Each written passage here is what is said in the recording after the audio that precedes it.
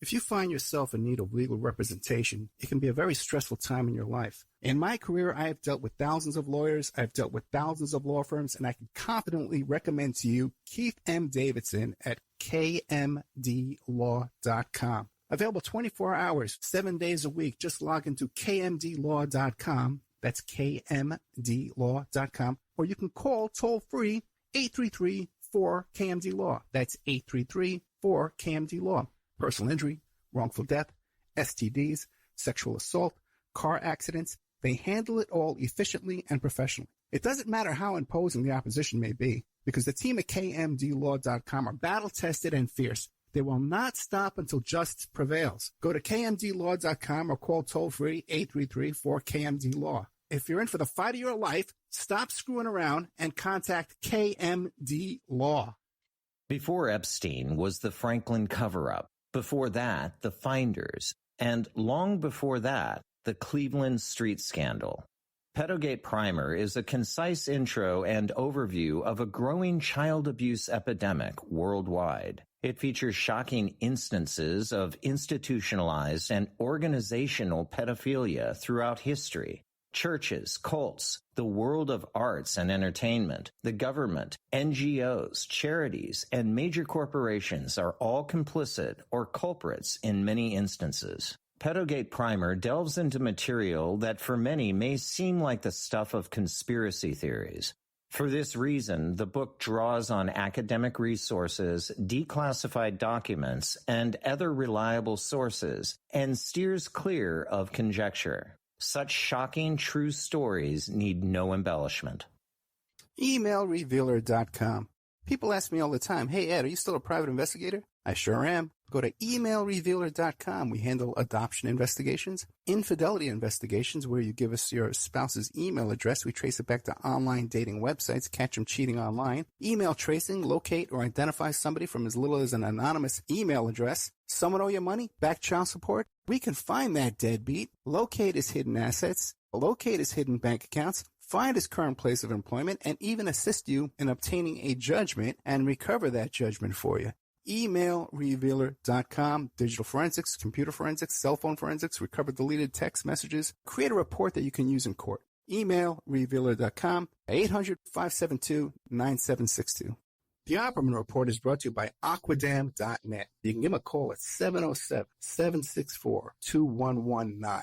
A flooded home is never easy to deal with. You're left with the mess to clean up, the insurance companies to deal with, and not to mention all the memories, the precious memories that are lost in the flood. You can never replace those. And Aquadam can be a tool in your arsenal to protect your home and property from the floodwaters. The cofferdam is filled with water to control water and is reusable as long as it's taken care of. It can protect your home or business from rising floodwaters like a dam, but without the beavers. It can also be used in construction. If you need an area to be dewatered, an Aquadam can do the job. An Aquadam was used at SeaWorld in Orlando for the Mako roller coaster ride during the coaster's construction by dewatering the work area. An Aquadam is now dewatering the work area at San Antonio SeaWorld for their newest roller coaster ride. An Aquadam has been used in many construction projects all around the U.S. and all around the world. Now give Aquadam a call, 707-764-2119. You can look them up online at aquadam.net. You can find them on Facebook at Aquadam Inc. You call them up, you email them, you tell them Ed Opperman sent you, and they're going to take 10% off the price. Aquadam.net, 707-764-2119.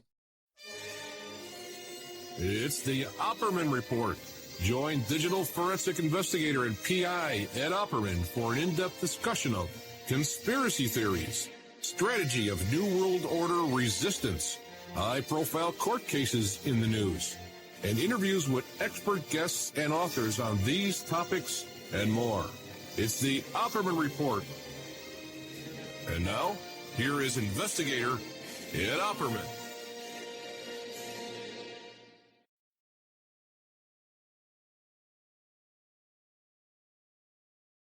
Okay, welcome to the Opperman Report. How are you? Welcome to the show. I'm your host, private investigator Ed Opperman. What a day. Okay, and if you want to find me, you need to hire a PI, go to oppermaninvestigations@gmail.com. And by the way, listen, no kidding around. If you're in trouble and you need help, hurry up and get a hold of me because I'm about to raise my rates. Okay, I haven't raised my rates. I've been looking at like 10 years, man. Okay, you're going to freaking... And it was a bargain back in those days. So if you need some help, you got a problem, I'm here to solve problems. 800-572-9762. You can email me at oppermaninvestigations@gmail.com. If you like our show, we should be sure and check out our Patreon. Got a whole bunch of content going up in Patreon. We sent out a MailChimp earlier today to tell you about all the new stuff we put up in Patreon. Also, to keep it get on our mailing list, you know. We're going to be sending out an email every Friday night updating you on what's new in Patreon. And then also, too, what I'm going to be talking about at 8 p.m. live Friday night. So we have an ad-free show we did a few months back about Lauren Boebert. Oh, no, that's an old one. That one's like months and months old. Lauren Boebert is a criminal. That's by that woman who has the... what is that? People are so weird. Then a show about... who was that guy? The Superfly Jimmy Snuka. And the death of his girlfriend. And then we got Octopus of the Deep State in Haiti about the human trafficking in Haiti. This goes way beyond all the other reporting you've seen in the past about Haiti and that woman Silsby. This is all new stuff. All new. Then we have some links to some live content we put up for free this week to the Alex Jones trial. What a week that's been, huh? If you've been following that, I'm going to be talking about that later on. I'm going to be talking about... I'll go over a lot of misconceptions about the email, the text messages that people are confused about, the discovery being turned over, people are just confused about some reporting in the news about child porn being found on the phone. That's also incorrect. So I'm going to be going over a lot of stuff, correcting a lot of misinformation that's out there reported. Just the punitive judgment came in just hours ago, just not even 2 hours ago. Another $45 million, so it's a total of $50 million. Although I'm hearing some conflicting reporting about a cap on punitive damages in Texas. I'm not even sure what state this trial was in. So it might have been Connecticut. I don't know. A long day, let's put it that way. But I'm going to be telling you, talking about Alex Jones. And also my personal involvement with some of the characters in this trial. Some of the people that Alex Jones was relying on for his reporting on Sandy Hook, which is mainly Wolfgang Halbig. And the other one is Professor Jim Fetzer, who I know both of them. And I have very little opinion of both of them. As a matter of fact, you can go to my archives and look for shows I did called Hookers and Blow. And it's about Sandy Hookers. And then it's also about Hank Asher, who was a cocaine smuggler who was involved in scrubbing the Florida voting rolls in 2000. It flipped the state of Florida to Bush over Gore. And all that reporting was confirmed later on, too, all that stuff about Hank Asher by Cynthia McKinney, and also, too, by Megan Walsh, the daughter of John Walsh, who was close friends with Hank Asher. And so Megan Walsh was friends with Hank Asher's daughter. So if you listen to that interview I did with Megan Walsh, we mostly get into that stuff. Pretty good content there. Okay.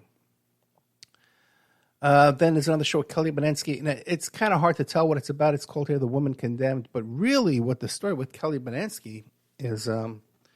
she became friends. First of all, she had some friend who killed and he picked up some woman. He was living in a garage on the side of his parents' house.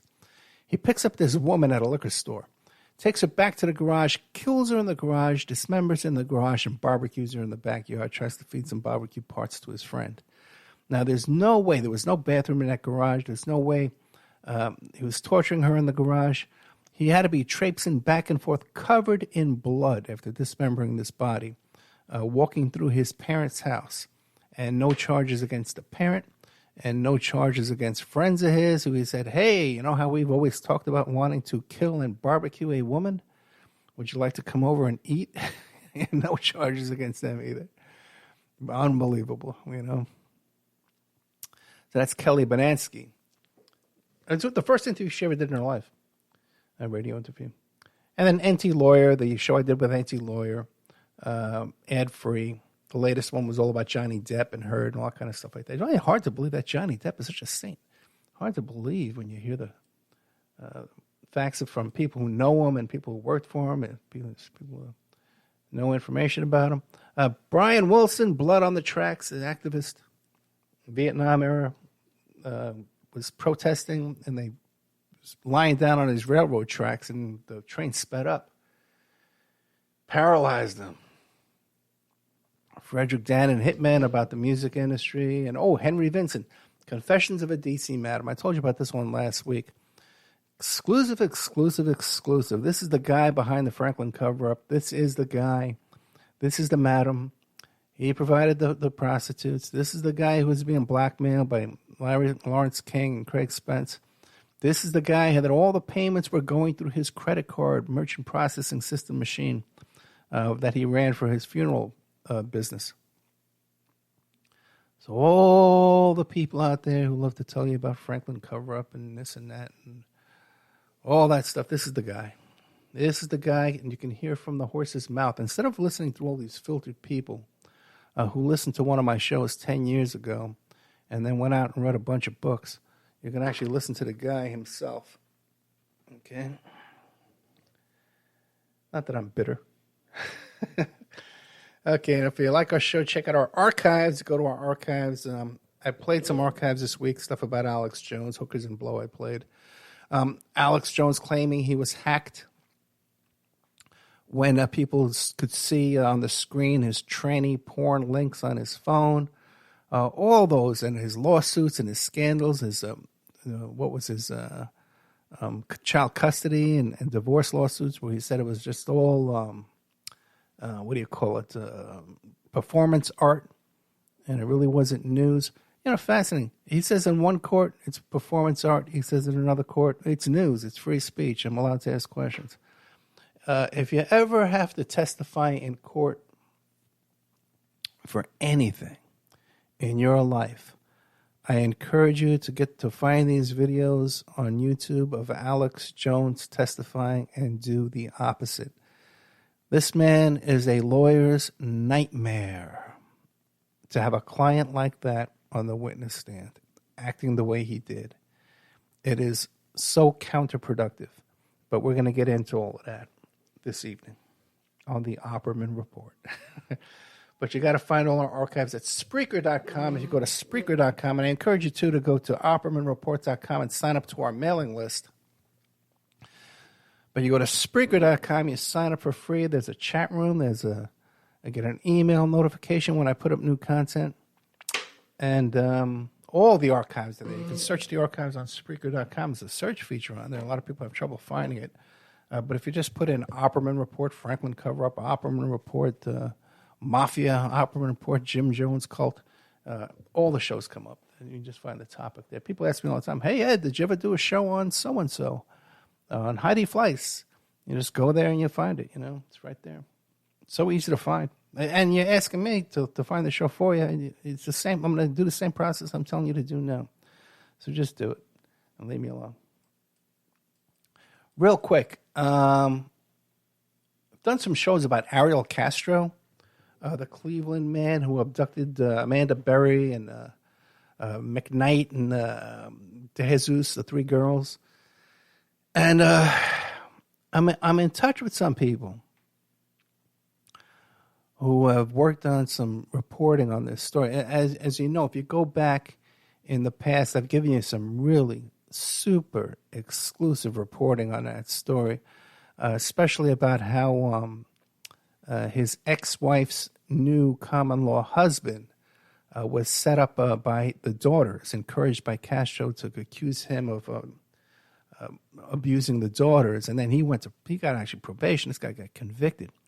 And even after all this stuff came out about Castro and the daughters, that he couldn't even get his conviction overturned, And he talked to the FBI about Castro. Castro says he talked to the FBI. There's a lot of stuff unreported in all this.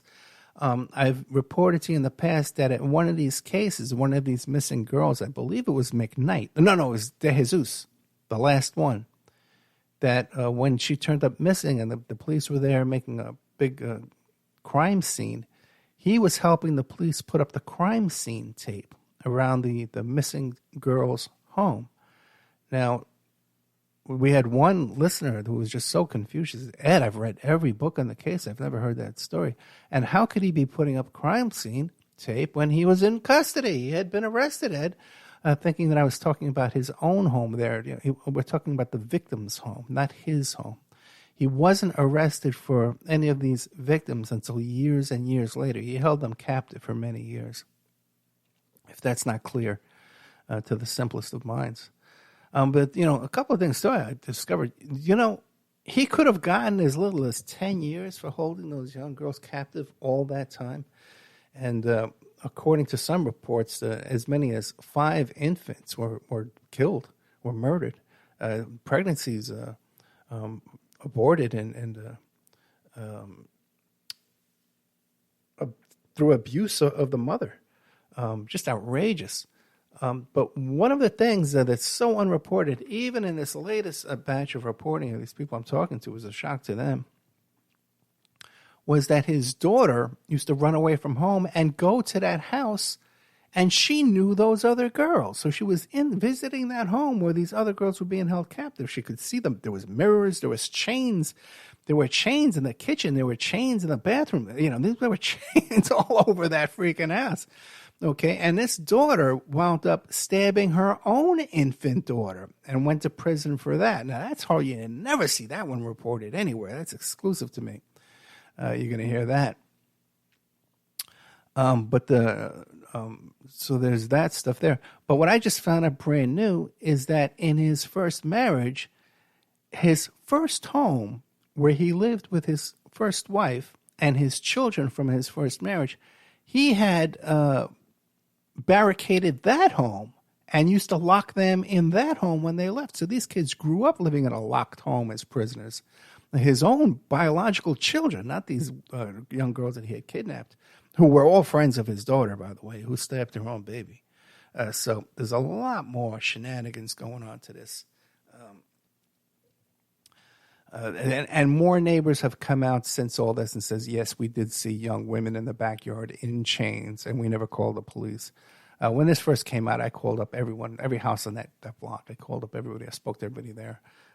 Mostly they didn't speak English, so I had to interpret through children who lived in the home who were bilingual, who were speaking on behalf of their parents. And that was very difficult to communicate because you don't want to talk about too much graphic kind of content with kids. But anyway, I could talk about that case forever. But I'm in touch with some new people who are reporting on that, who are reporting more than I've seen in the past. So more and more is coming out about that. Tonight, after this live show, what we have is, first of all, I have David Wheeler from American Muckraker Pack Incorporated returning to the show. He's the one with the firebobert.com website. He's the one that had the Fire Cawthorn website, who brought out all that information about Madison Cawthorn, the videotapes and all the allegations, photographs, all the bizarre behavior of Madison Cawthorn that cost his reelection. And now he's focused his attention on what's her name there? Lauren Boebert. Okay, so I had him on the show. We were the first radio interview he did on that content that came out. This was national news all over the country. And then what happened was it all came to a screeching halt. And I did a whole show about this a couple of weeks back called Certificate of Authenticity. Because Dan Deal, this CNN reporter, did an article called Fact Check and said that Mr. Dan Wheeler and American Muckrakers had gotten all this information incorrect. And it turns out, even when you read their article, that only half of the information recorded had some kind of minor errors. And even then, it was so insignificant that it was ridiculous. So anyways, I had Mr. Wheeler back on the show. And we go over all of that, plus his problems he had with CNN and Dan Deal about reporting off the record. Okay, let's get into this first. Coming up after that, I have another show with it's called Unmask Alice, LSD, Satanic Panic, and the Imposter Behind the World's Most Notorious Diaries. Now, this is about the story about Go Ask Alice, that book, and you see the TV show. I enjoyed the movie very much. I never read the book, but I know my sister read the book, and her kids my age read the book. So this fellow here, Rick Emerson, who's some kind of a radio DJ from the past, wrote this book. Took him many, many years to write the book. And, I agree with most of what he has to say about this Sharon Sands, I think it is, Sharon Gans, who wrote the book, supposedly anonymously. And then there was some kind of a suspicious behavior on her part. But the thing is, at the very end, because he goes into how it created satanic panic. And I asked him, well, okay, well, give us an example of the satanic panic. And he's talking about, all our cases like McMartin and stuff, I have to question if the effort he put in to investigate satanic panic and McMartin is at the same level he investigated the rest of this, what's it worth? But I would, encourage you to check out that show there. But back to the whole Lauren Boebert situation, because one of the things I want to talk to you about is off the record. Dan Wheeler had some issues with, David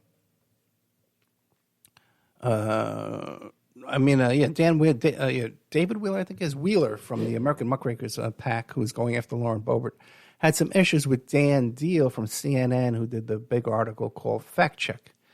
He had some issues with him because he had sent him some information, and he had put at the top of the email, off the record for your eyes only. And Dan Deal went and shared it with other reporters, third parties. And most of it was just, Wheeler admitting, hey, we got this wrong, we got that wrong. Sorry about that. We're going to post a correction. And some of this is just so conflated that even I would guarantee you, just about every listener who knows about the Explore Talent and the SugarDaddyMeet.com website and her alleged activity as an escort on the escort website, and have that confused with the Explore Talent website. Like, there's such minutia in that everyone's confused about it. Everyone has those two websites conflated. Everybody has those photographs conflated. But I'm saying everybody does. The only reason I don't is because I have such an intimate involvement with ExploreTalent.com from Las Vegas. Because I actually did an undercover job inside their headquarters. Over there across the street from Wayne Newton's house. Okay, where at the time it was being run as you would impersonate young ladies and get them to sign up to a webcam site, And then it changed operations into this Explore Talent, which is a site to lure gullible people who want to be in the entertainment business in the hopes that they could get auditions, okay? And some poor people I met on there, over the years, actually thought they were going to make enough money to help feed their family. They were on food stamps and thought, oh, this is an opportunity for me to make some extra money and help my family. And I would have to break the news to them that, no, sorry, you should get your money back as quickly as you can. So I had Mr. Wheeler on the show back. And he had a beef back and forth with the CNN about this information being off the record. Okay, and CNN kind of laughed back at him and said, well, it's not off the record until we say it's off the record. Ha, ha, ha, ha, ha. Now, I deal with this all the time.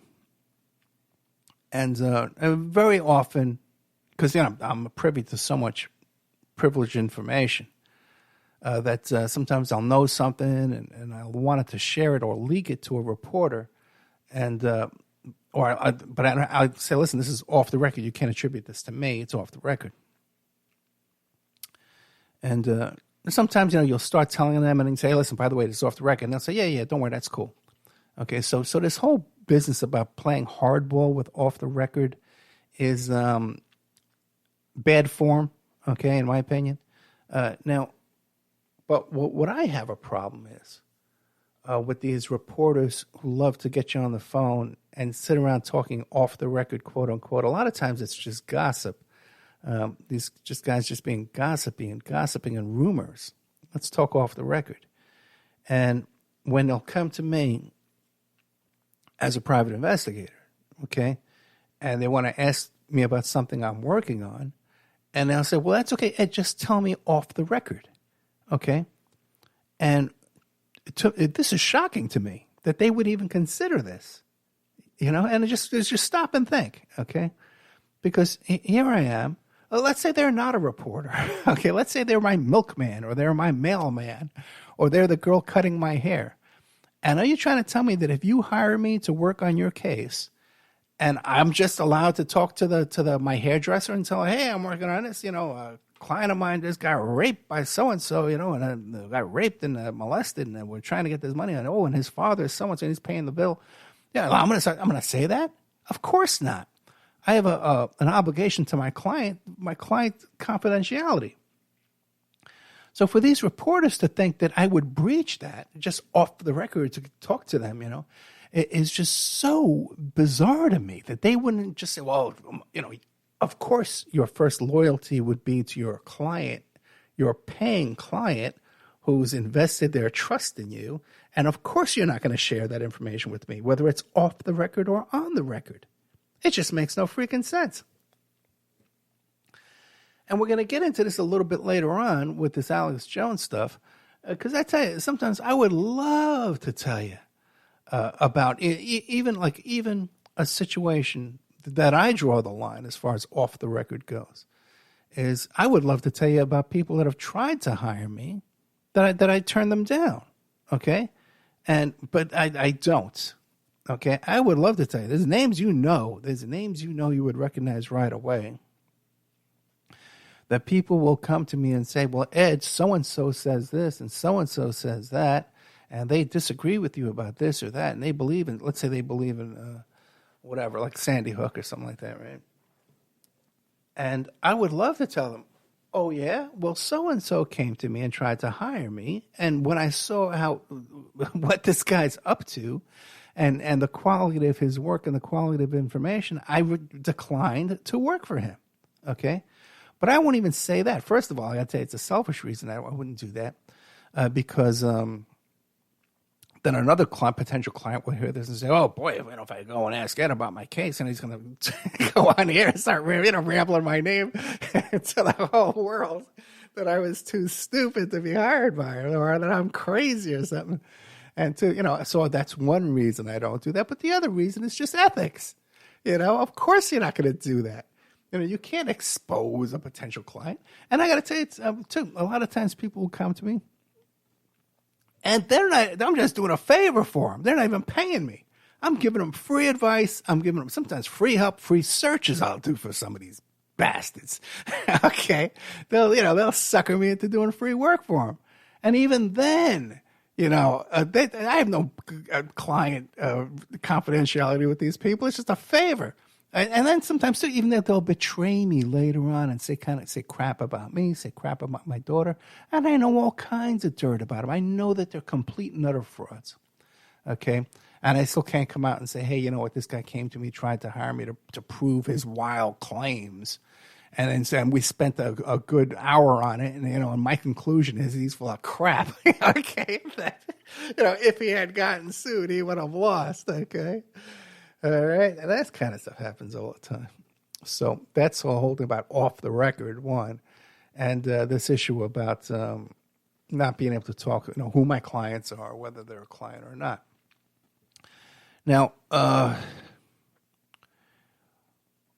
Another thing I'd like to touch on, okay, because we kind of touched on it a bit last week. I was talking about how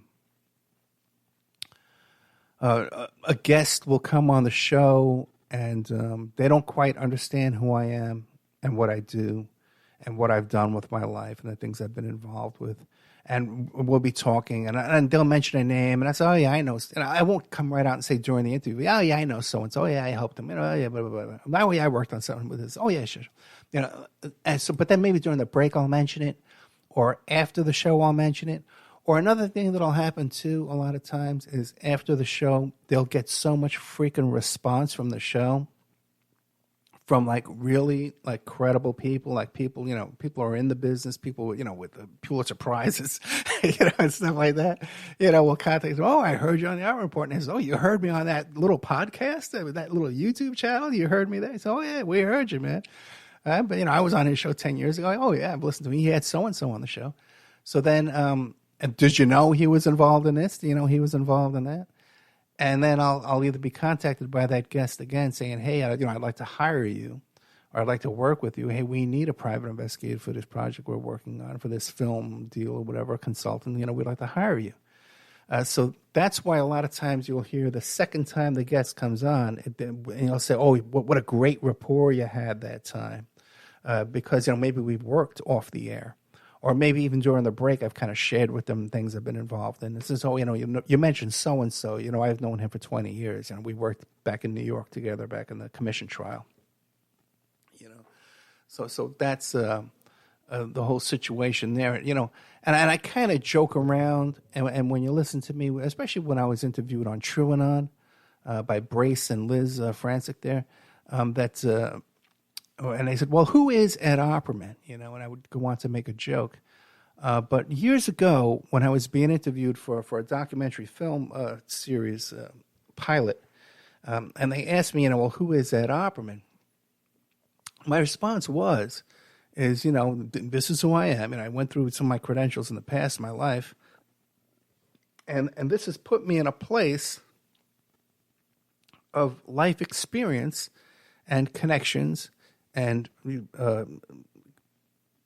wisdom, and just kind of savvy, that it's put me in the place where people can come to me with their problems, and I can use my resources and my experience to solve their problems. So a lot of times, too, you'll hear a guest on this show, then they've come to me later on to help them solve their problems. And I know a lot of people like to laugh at me and stuff like that, and I do kidding around, and I do fool around with you guys.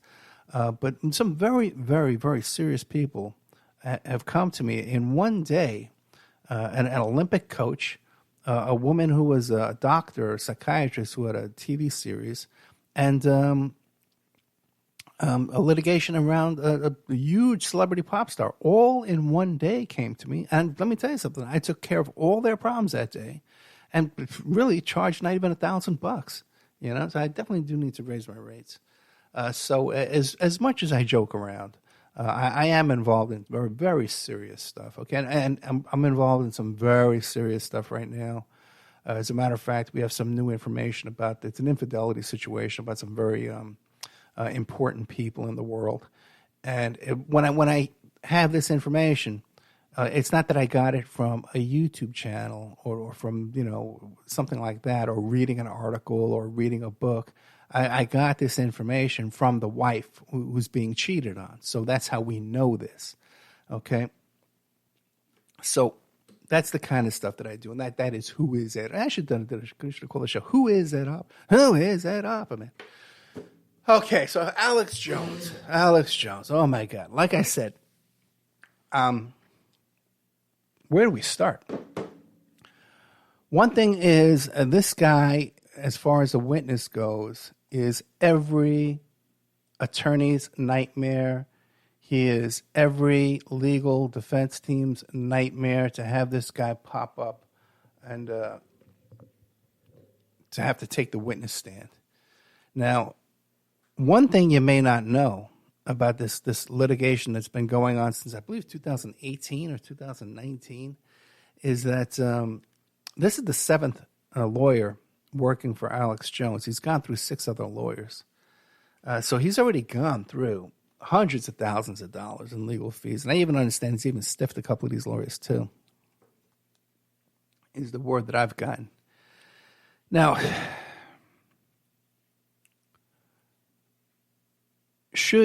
because nobody wants to work with Alex Jones, okay?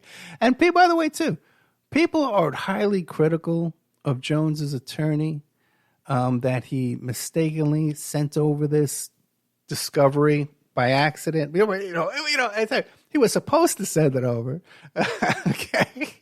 He was withholding it unlawfully that they were fined for, but mistakenly sends it over that he should have sent it over. It was just so bizarre. But can you blame him when you're trying to, you're in active court, you're in active litigation, you're on trial, you're working on trial, which is 24 hours a day. I don't care what you think. And you have a client like Alex Jones that's posting videos of the judge on fire and making statements out in front of the courtroom and putting tape over his mouth and going on his YouTube channel there and making a fool of himself, talking about the trial. He's not supposed to, talking to other witnesses in the trial. This is a nightmare. So for a mistake like that to happen, I can see it happening. I don't say that this is that much malpractice and that much misconduct, considering the circumstances of having a client as crazy as he was, where his own witnesses are saying, oh, he can't focus on something like that. His mind is racing too much. He can't focus. He can't sit still in the courtroom. He's getting up. He's going to the bathroom. He can't sit on a witness stand. He's coughing and choking and blowing his nose and got the throat going. Listen, that happens to me sometimes too. I get some acid reflux, and you'll start coughing, and there's nothing you can do about it. You can take lozenges, drink water, blow your nose. It's just this horrible thing. Something happens in the middle of the night, you could be up all night with it, no matter how much medication you take. Okay, fine. But the thing is, this guy's voice is his livelihood. He's making $1 million a day, close to it, right?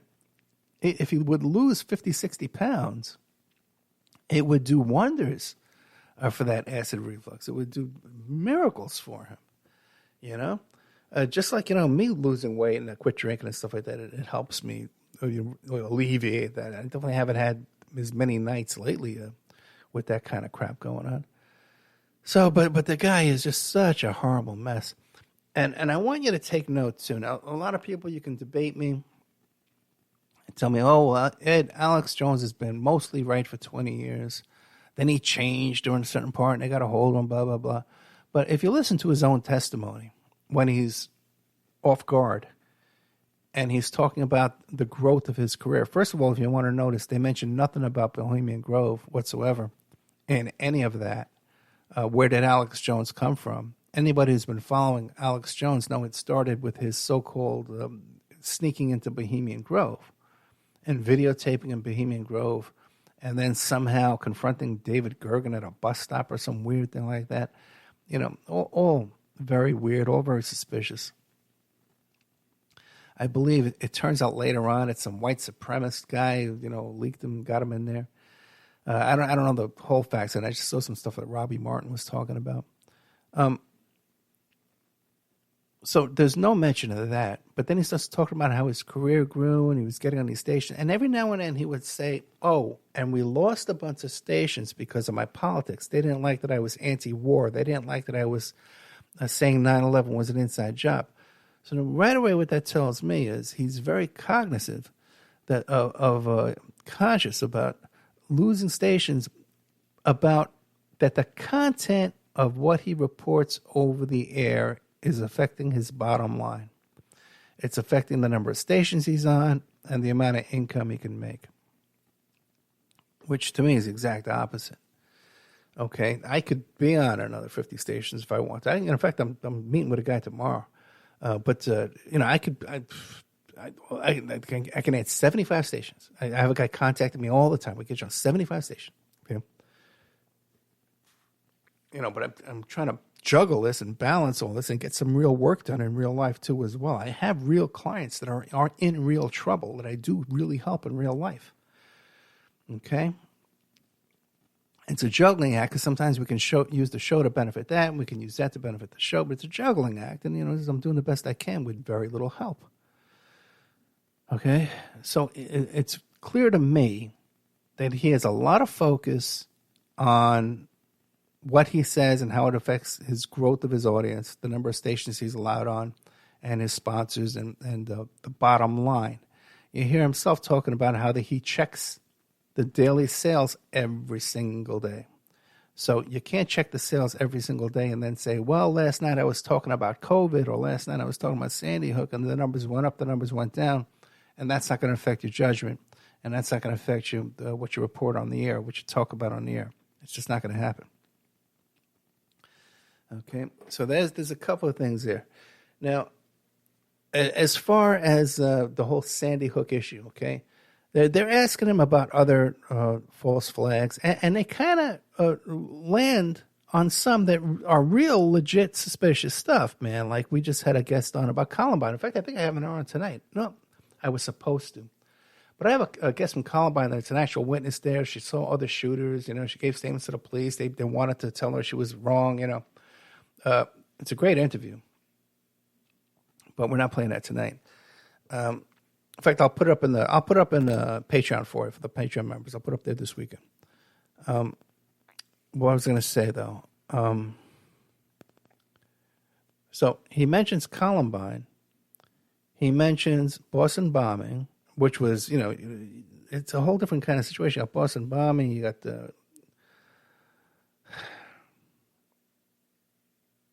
I forget the father's, the uncle's name, who was living with a CIA agent, you know, the CIA himself.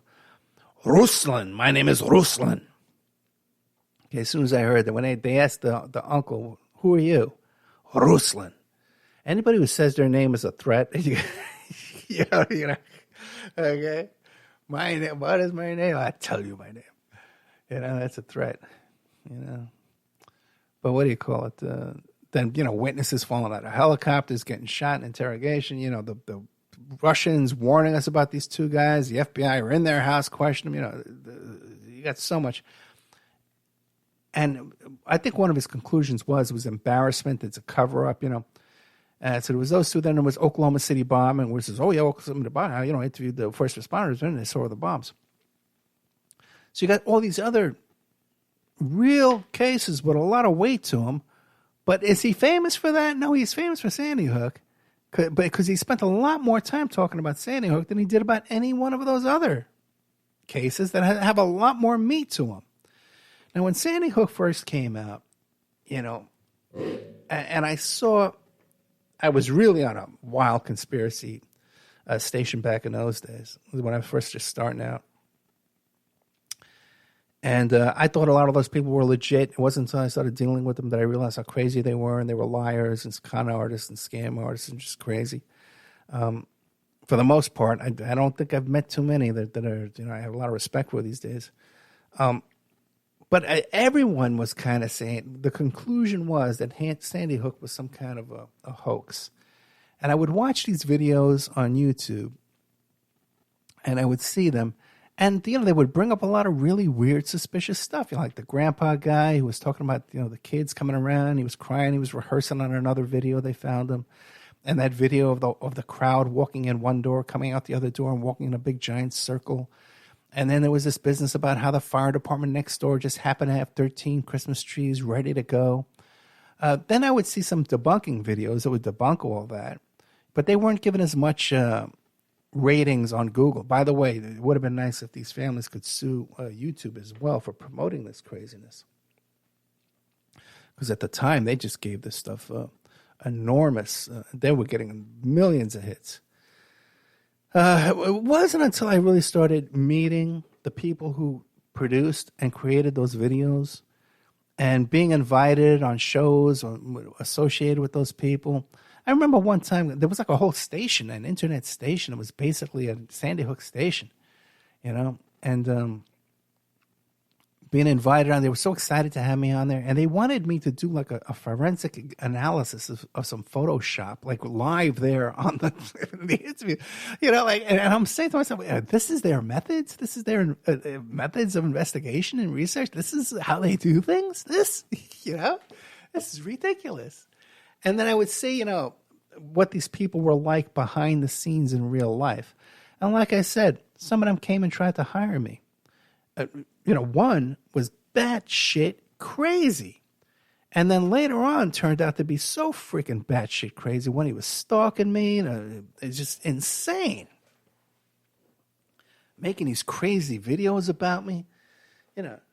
And this guy tried to hire me, you know. Then it was another one too. People came to me.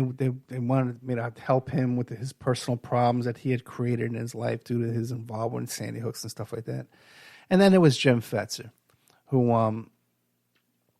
was on the same station as me for a while. As a matter of fact, they had given him a really good time slot. But this kid who worked at the station and helped out at the station, had a little show at the station. He was such a dysfunctional kid. He actually lived in his girlfriend's mother's basement. Okay, no job. He's in a band, and he was doing like that sovereign stuff, where he didn't have his car registered and he got arrested for that. And I tried to tell him, I said, listen, if you don't go to court for that, you're going to have a warrant. They're going to pick you up. He goes, oh, no, I went to the court, but I didn't stand in the well. And I said the magic words and they got him. They picked him up. Anyway, so that kid, what he did was he goes to Jim Fetzer and says, hey, welcome to the station. Hey, they gave you this time slot, but why don't you swap with me? So he puts himself in prime time and he sticks Fetzer down at like 10 o'clock in the morning on a Tuesday or something like that. So Fetzer wasn't such a bright guy with all of that. I had him on my show. I was told he needed to come on and get some publicity because he had some information that was putting his life in jeopardy. I put him on the show. The whole argument he had there and his evidence was very thin. If you listen to the show I did called Hookers and Blow, I talk all about it. But then at the end of the show, he grabs the mic and he starts screaming into the mic like a lunatic. And after the show, I says, well, that's it. I'm done with Fetzer. I'll never have him back on the show after that, the way he behaved and couldn't contain himself or control himself, acted like a fool. But I was still in a mailing list with him, and it was in a loop. And if you hear about Alex Jones talk about how, he would send 10 emails a day, back to this big giant list he would send out. I was getting some anti-Semitic email from a certain former guest who's also been banned from the show. But it would be couched in the terms of, globalists and Zionists, but you could, when you read it, it was Jew hate that was just being secondary, secondhand Jew hate, Zionism, globalism. So there was one email that came right out and said, Jews are horrible people. Jews are evil. Jews are, And I says, whoa. I says, dude, you know what, man? This is way past the line. I've tolerated you, up until now, just out of respect for the guy that booked you on my show. But that's it. I'm done. Take me off your list. And Jim Fetzer pipes in and doesn't say, oh, no, Ed, he's talking about Zionists. Oh, no, Ed, he's talking about globalists. Jim Fetzer piped in and says, oh, no, Ed, he's right. Jews are bad. Okay, let me show you more evidence that Jews are horrible people and historically Jews are terrible people. So that was my ending with Jim Fetzer there. But my question to you is, if I'm getting that from Jim Fetzer, you're trying to tell me that Alex Jones wasn't getting that from Jim Fetzer from the start? How did I know after one visit with Halberg and after one visit with Fetzer that both of them had a screw loose and were unreliable and were no value to truth and reality? Okay? I had a guy, it was like a sponsor type guy that was helping out the show back in those days, and somebody gave him a radio show. Don't look at me. Somebody gave him a radio show. It was crazy. The first show he does is Flat Earth. And he has that guy Halberg on the show. On his show, not my show. And he's telling me all the time, Ed, I can get you Halberg. And I was like, you know what? This guy's like a nut. Plus his credentials were so freaking, I checked them out a little bit. They were just so weak and thin. There was really nothing there. And it turns out it was all crap and fake from the start. No one checks this stuff out. That's what I found out back in those days. No one really checked the damn thing out. If it was titillating and exciting, they'd put it on the air. So that's Sandy Hook. Now, a couple of things about this business, about the big Perry Mason moment this week was when somehow the defense got a hold of Alex Jones' cell phone. Now, here's what the process was with this, is that, because there's a lot of stuff here that's in the weeds. You really got to be paying attention, okay? You can't listen to these secondhand news reports. You got to really watch the whole trial and have some familiarity with the way discovery works, the way cell phone forensics works, the way these reports get sent back and forth. So they had sent Jones's phone up to a digital forensic investigator. I'm not familiar with his name.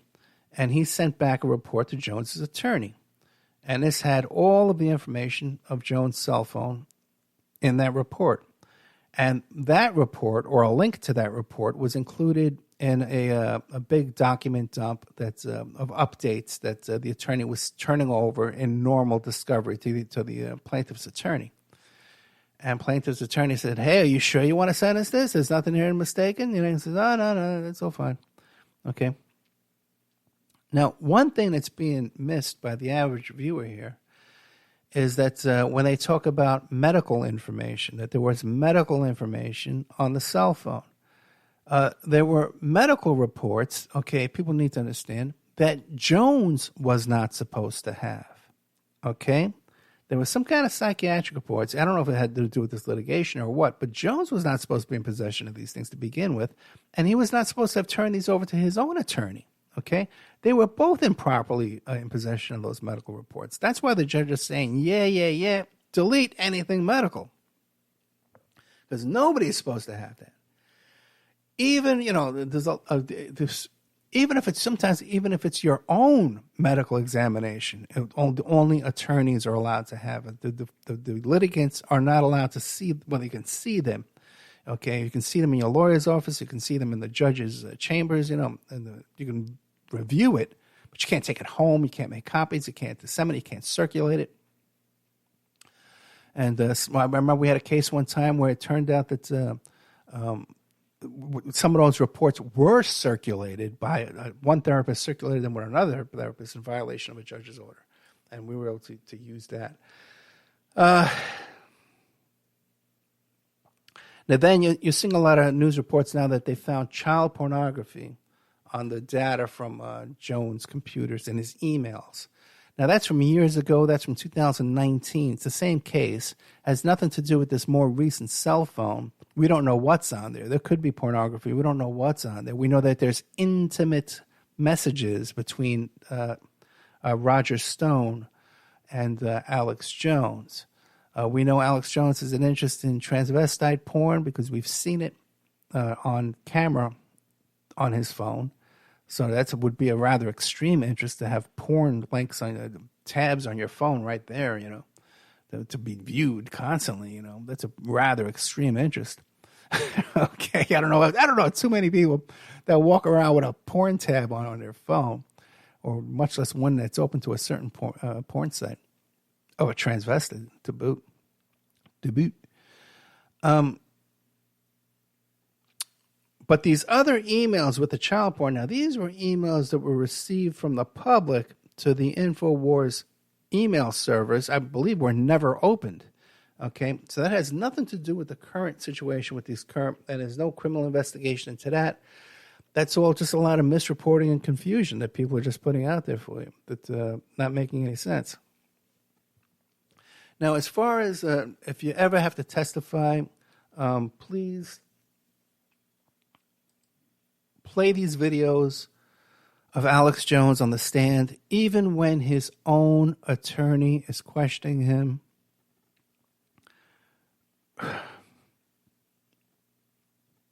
The thing is, when you're on the stand and your own attorney is questioning you, listen to the question, okay? And just start with yes or no, and they'll if they want more from you, they'll get it out of you. The attorney just wants to get a couple of statements out of you that they can write down, that later on in closing, it's on the record now, it's in the record, okay? But then later on at closing, he can say, and remember when Alex Jones told you that he only made, a couple $100,000 a month? Remember that? And now they want all this money from him. He just doesn't have it. Now, if you notice, the plaintiff's attorney was going after Alex Jones and saying, well, hey, on these days here, you made $800,000. And Jones starts going into this big, giant, long explanation. Forget all that. You don't want to draw any attention to what the opposing attorney, what he has on his agenda, okay? If he says you made $800,000, say, well, yes, okay, on that day, yes, I did. Now that he has to move on. You've answered the question. If he keeps asking the same question over and over again, your attorney can object and say, asked and answered. Okay, let's move on. He answered the question, Your Honor. Right? Then, when your attorney says, Mr. Plaintiff over there asked you if you made $800,000. Is that a typical day, or maybe it's an average day, like, $50,000? Oh, yeah, that's so unusual. $800,000, that never happens. What a fluke that was. Ha, ha, ha. Okay, then you don't come off as some arguing, frantic, coughing, choking lunatic on the witness stand. Because that's what the audience, that's what the jury is going to remember. The more you talk and you're making jokes and telling stories during your opposition's case, you're bringing more life and more entertainment, more attention to it. Yes? No, I don't recall. I don't remember. I don't understand the question. Could you please repeat the question? Oh, no. It's so simple. It's so simple. You want it to be boring. You don't want any confrontation. You don't want to be arguing over a piece of paper with notes on it and going back and forth. It shocks me that Jones is so unaware of the process. He's just so how do you make $160 million and not understand the basics? Like, he doesn't even understand that he was found guilty because he didn't turn over all the discovery, And he was complaining, saying, the judge keeps saying I'm guilty. Yeah, because legally you're guilty. The case is over. The prima facie case is over. This is the penalty phase, Mr. Jones. Don't you understand that? And he doesn't understand. So I don't understand now how someone who's that dumb and clearly that crazy and unhinged, how does this guy make that much money? Look at the whole team he has working for him. That woman who was the corporate representative, it was a producer. Where do these people, and by the next day she was just beaten to a pulp, and then she did worse under direct examination by her own attorney, by the attorney representing Alex Jones, than she did under cross-examination by the plaintiff's attorney, because she couldn't remember and recite all the things they wanted her to memorize and recite. She couldn't recite all that, and she came off looking worse and more frazzled trying to remember the stuff they made up for her than she did when she was just answering the questions off the top of her head. So whoever prepared all these witnesses, loser, okay, you don't know what you're doing, man, okay? But I can't blame the seventh lawyer to take the bat, to get the bat there. You know what I mean? And this guy had to be willing to put up with anything. When you see six guys before you, man, drop their bat and glove and leave the field, okay, you got to know that you're dealing with a spoiled brat as a client, okay? And that's exactly what they had here. So I hope I shared with you some new information with all of that. Next coming up will be the Lauren Boebert episode there with Mr. Wheeler from American Muckraker Pack Incorporated and FireBoebert.com. Then after that will be Unmask Alice, the story of Go Ask Alice, and the author of that book. And she wrote another book about, I think it was Jay's Journal or something like that, about how this kid was caught up in Satanism before his suicide. All right, guys, thank you so much. A lot of new content up on Patreon. You want to go there to Patreon and sign up and become a Patreon and help support the show, especially right now. By the way, too, if anybody's out there, anything about the auto loans, a good deal on an auto loan, auto financing, I understand that PenFed is the way to go. But if you know some information out there, I'm in the middle of buying a car. Like I'm going to start. I'm fixing my credit a little bit more this weekend. So I'm going to start applying like Monday morning. So if you're out there and you got a good deal for me, let me know. Okay? Talk to you soon, guys. Thank you so much. Oh, and also, too, forget it. I'll talk to you soon. Bye.